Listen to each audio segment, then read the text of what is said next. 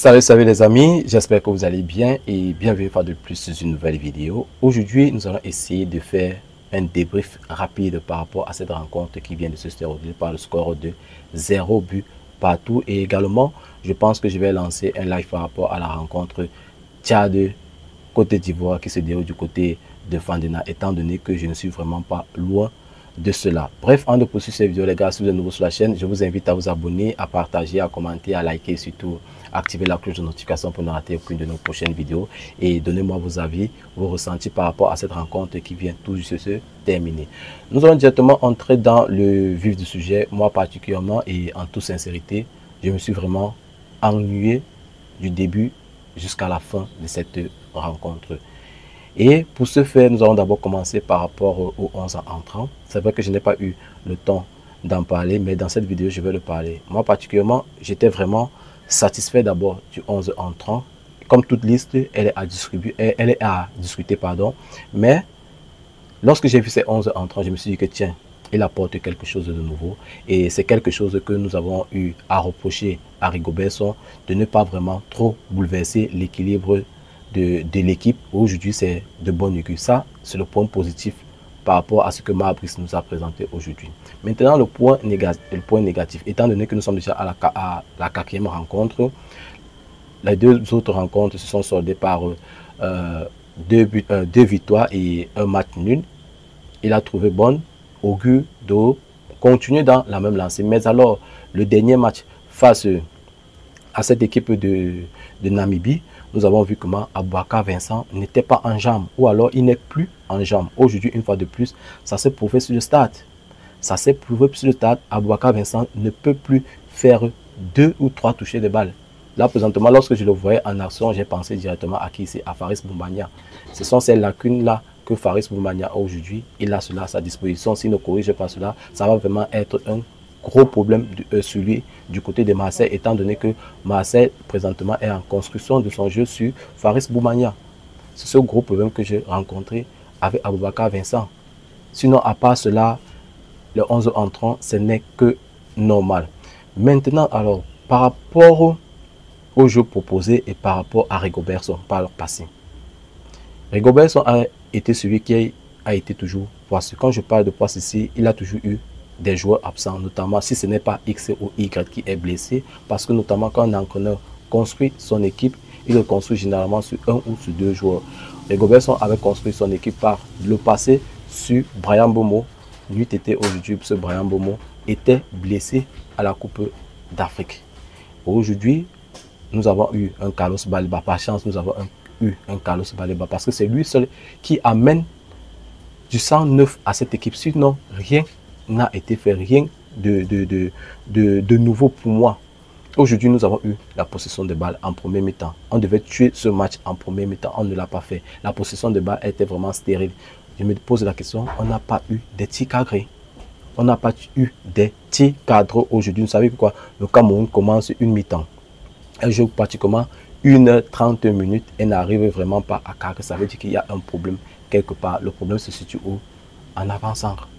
Parce que les défenseurs aujourd'hui, ils ont fait leur boulot. Ils ont fait leur boulot. Les milieux de terrain, ils ont fait entre guillemets leur boulot. Aujourd'hui, c'est la première fois, une fois de plus, que je vois un Zambo Anguissa qui décide de se placer, de se positionner en faux neuf. C'est la première fois. Généralement, Anguissa, il est derrière.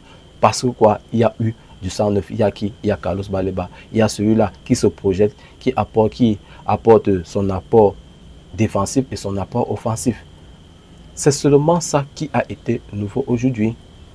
Et si les gars, l'équipe des Zimbabwe, au moins avaient cette latitude, cette façon, s'ils étaient expérimentés ou alors s'ils pouvaient tenter de tirer à l'extérieur, hors des quarts, je pense que les gars pourraient faire but.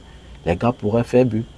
Parce que lorsque Brice décide de faire 5 remplacements, c'est vrai que le 5e remplacement est venu parce que Carlos Baleba a eu ce choc, mais lorsqu'il décide d'apporter 4 remplacements et l'équipe avait fait 3 remplacements, ça veut dire quoi? Ils n'ont pas un banc de touche convaincant. Étant donné que nous avons cela à notre disposition, normalement, on devrait tuer le match. On devrait tuer le match depuis la première mi-temps. C'est vraiment déplorable. C'est vrai que d'entrée de jeu, nous avons eu notre premier match. Nous avons eu un match nul. C'est à féliciter. Mais alors, si nous enlevons ce facteur Barros Baleba, l'équipe est pareille. Et je sais que beaucoup d'entre vous vont s'appuyer sur le fait que l'équipe n'a pas eu un temps d'acclimatation. Ce n'est que normal. L'équipe n'a pas eu un temps d'acclimatation. Je vous donne du crédit par rapport à cela.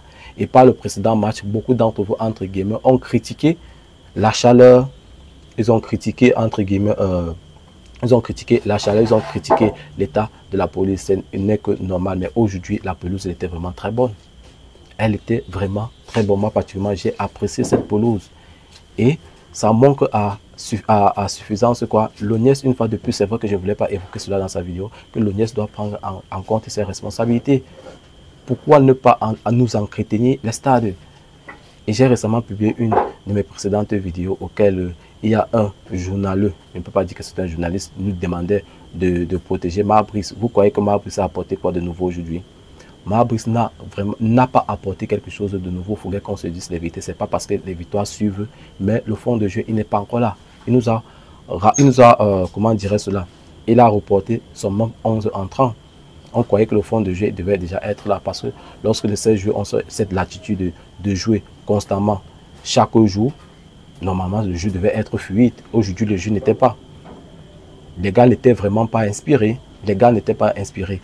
Raison pour laquelle je dis qu'Aboubacar Vincent ne devrait plus avoir sa place. Aujourd'hui, nous avons vu comment Franck Margué est entré et il nous a apporté quelque chose de nouveau. Je ne sais pas pourquoi il ne veut pas donner sa place. C'est la même chose, c'est d'où sa convocation auquel il avait raté face à l'Angola et face au Cap-Vert. Je me suis posé la question de savoir pourquoi est-ce que Franck Margué n'y figure pas sur cette liste-là.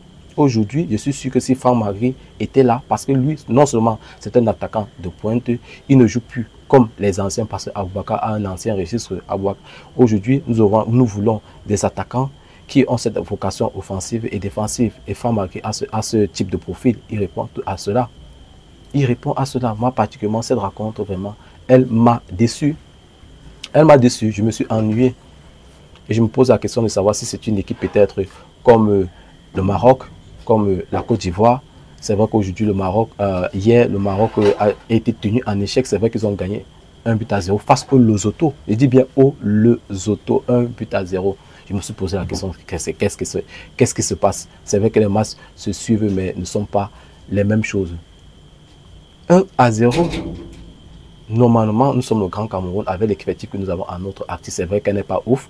Normalement, on doit s'imposer face à cette équipe de Zimbabwe. Je me pose la question si elle était à domicile.